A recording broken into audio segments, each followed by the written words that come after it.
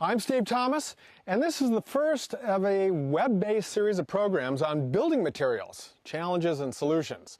Now, the first project in this series is my own house. It is a little shingle-style Victorian in a fishing village in Maine.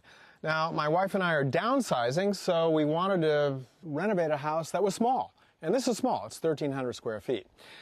It was built in 1905, and it's in a neighborhood of similarly aged houses. The one across the street is late 1800s, the church is late 1800s, the hotel a couple doors down is also late 1800s, so really this is kind of the new kid on the block.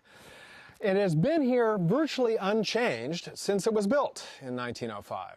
Same window configuration, hasn't been added on to, it's really intact. And I wanted to keep it intact, but I wanted to modernize it on the inside while doing a sympathetic restoration renovation, and I wanted to modernize it on the outside in terms of materials. So when I got into it, I discovered that there was a lot more damage than I had originally anticipated. The foundation in the back was gone, I had to rebuild that. The whole back wall was gone, I had to totally rebuild that. And then I gutted the inside, and then I took out all the plaster that I was not going to take out. I rewired it, I replumbed it, new kitchens, bathrooms, you get the whole idea. So about halfway through this whole process, I decided, you know what, I'm going to get this absolutely right. It's been standing here for 110 years, and I'm going to make sure that it's in good shape for another 110 years. So the outside was really important to me. There are some really critical details, like the cornice molding under the gambrel there. And then this other critical detail is this band molding that runs around the whole of the house. That was actually in pretty good shape, so I was able to salvage that. I put in all new windows and doors, but they look just like the originals. So this ended up being a very sympathetic restoration renovation. So I decided that I really needed to choose a suite of materials for the outside of the house that was sympathetic to the house, but would also stand up to the harsh weather that Maine dishes out.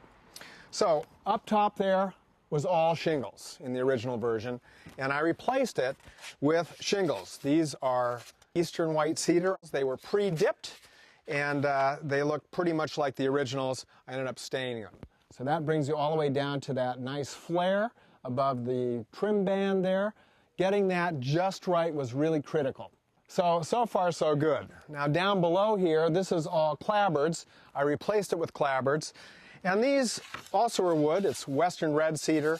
It's pre-primed. And it goes on just in a conventional fashion. Stainless steel nails. Nail it to the sheathing.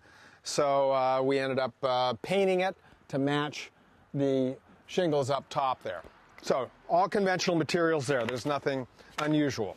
Now for the water table, and for the corner boards, and for all the miscellaneous trim that I had to replace, I wanted to use something that would last.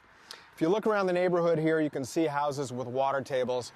Water table is aptly named because, in fact, the water from the sidewall washes down, kicks out over this molding, then washes down the water table, and it kind of kicks out away from the foundation.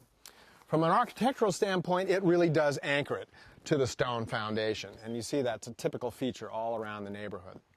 Now, this is cellular PVC, and it's made by Royal Building Products. And full disclosure, they hired me to make this video. Although, I have to say that I made the choice to use this all by myself. It was not induced by them in any way, shape, or form.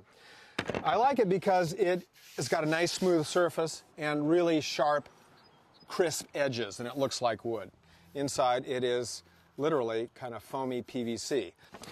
So here's a big wide piece for the water table. This is standard material that's used for trimming out windows. You can see it on these windows here in the original wood version.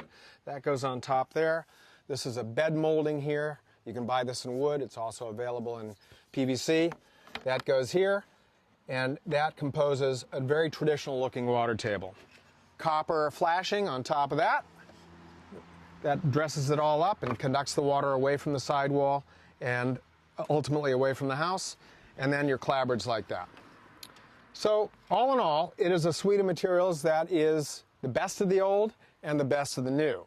And I'm pretty confident that in 110 years, when you come back here, you will see this same skin on the building.